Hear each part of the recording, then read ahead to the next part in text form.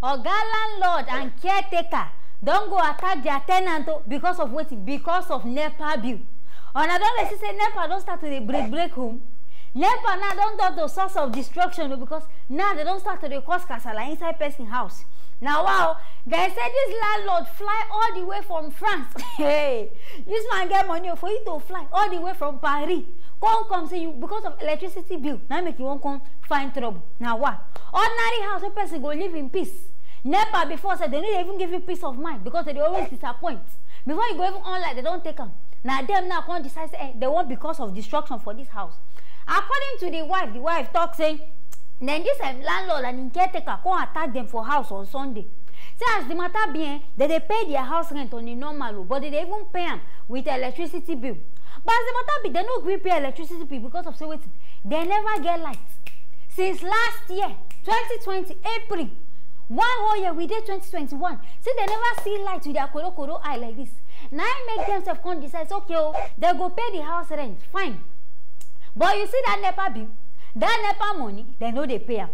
Say they no go pay the money, if like Nigeria, Baba landlord come gather say, which kind matter be this one? Which kind thing be this one? We say they go talk say they don't want grip pay. Before we go see, wahala don't start to Nigeria landlord come carry boys. They say 4 men and in caretaker go there go beat this man. And in fact, where me I won't even blame this man at the place where we say this man they talk say the gate man fee, security fee. He suppose they pay unto the landlord, but security man come tell us say since 11 months now they never pay him money. Now there in concert to they giving your money to the security man. Now there I see say this man don't fuck up. At least you know say no be you employ the security. Now Baba landlord employ give and that making they pay the person. You feel they support and say okay, I want support you with this more money. But say you go carry out because all this one now done because of this kind of fight. They come say this man fly all the way from France. Say he won't come collect, he won't come fight. I'm not sure because I sure say this man village people that they follow and come if not so. Because I know even they understand the reason. Me when they even talk and say I sure say this man this landlord supposed to come out. Come talk your own side of the story because all this one with this woman they talk. I know to believe her. I never see where person go talk say he just want leave country because I say he won't come fight. But I sure say some of all these tenants self their wahala self it dey their body. They go say pay house rent, they no go agree pay house rent. Pay this one, they no go they pay them anytime with they like because they know say waiting the landlord no dey Naija. And the reason say now wetin happen for this whole case. Now wetin make them this man come but I beg go. You will come carry people come beat. Why you not just evict this person come from the house? Which one come be this beating way they give this kind of person? He no deserve now because in they pay your money. In fact, the man they pay you money. So you no pay now, we go talk say he never pay you money. He pay for house rent. You collect them just last 2 weeks. Now you can't just say you want come beat them. Now they wanna say fuck up and I don't make. In fact, now they don't spoil everything. And if you just write eviction letters, okay, oh, you know they pay your house. I be because of say you they carry your money, give security guard. Now wait till make one pursue you. But now say everything now. This matter like this man decides say one carry you go police station now. Now you go suffer because see as you don't beat her. So they don't even carry and go hospital. They don't go put drip for him body.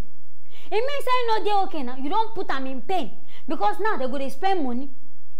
But I beg you say if now you they at fault, I don't even see the reason why you go carry the money in the first place. No be you employ security man. So I don't see why you go carry your money say you won't go to give him. Say you won't go to pay directly. That one no concern you. Now him and the landlord now get issue. The moral of this lesson I beg if you get money, just go build your house. Even if na Paco you dey live inside, just stay inside jeje. So that we not go to hear all this kind of wahala. Now NEPA now today. Tomorrow now it go be water bill wahala. So Oga I beg yourself do the needful. If not to pack out. But Oga treat this man. Because a person to go sit down inside hospital, no be smart, they go spend money. So money now they suppose you stay paying you for electricity bill. Now they don't use it now. Take the treat yourself. But I beg this man get every right. Like no day 1 whole year you can't make they pay again. In fact, some landlord I know they know as they tell reason. My people I hear this one. I can't make I bring a rich aside, making myself is not here. Hear everything they happen. Anything when I film, make not forget to write down for the comment section. Make not forget to share and also like this video. I go see you now for our next video.